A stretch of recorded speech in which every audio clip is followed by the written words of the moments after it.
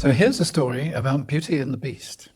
So April's arrived, and so has Venus, sliding into Taurus like someone finally getting home after a very long trip.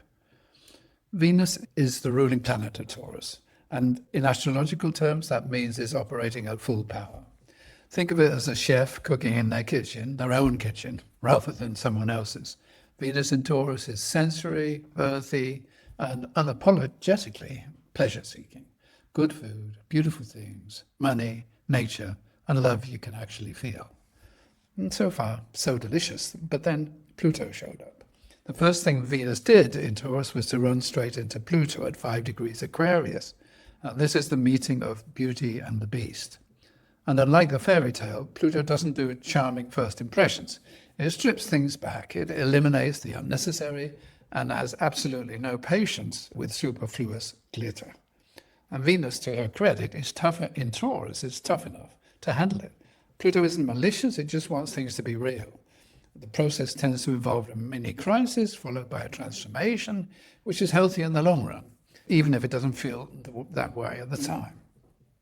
So around April the 3rd to the 5th, you may have experienced some kind of financial or material reality check. If you did, you're in good company. Trump's Attorney General, Pam Bondi, was fired at the exact moment of this clash. So even the powerful, in fact, the powerful especially, are not immune. But here's where it gets good. Once Venus has survived its Pluto encounter, it moves into a harmonious aspect with Jupiter. And Jupiter is currently in Cancer, where it's said to be exalted. A planet in its own sign is like someone who's finally come home. An exalted planet is like an honored guest at a 5-star hotel. Everything's laid on, nothing spared. So a strong Venus in Taurus harmonizing with an exalted Jupiter is, frankly, one of the loveliest things the sky can serve up. Abundance, warmth, joy, possibly cake.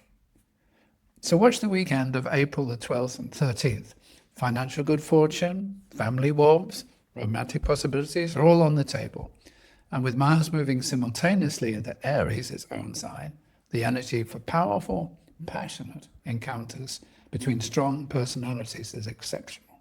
So these are really rare conditions.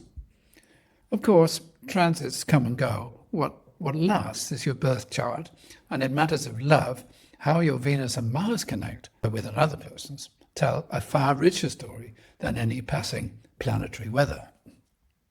Which brings me to something I generally enjoy pointing people towards. Love Match on AstroWow takes your Venus, Mars, Sun, and Mercury and compares them with your partners or your next dates and measures the chemistry across 4 areas: soulmate connection, romance, passion, mental spark. It takes about 2 minutes, and the results can be surprisingly and sometimes uncomfortably accurate. There are also videos on the page that give practical advice on working with whatever your combination throws up. Whether you're newly curious about someone or 20 years in, it's worth a look. So go to astrowow.com and find out what the planners can tell you about your love life. This is what the process looked like. Don't forget to check out the videos.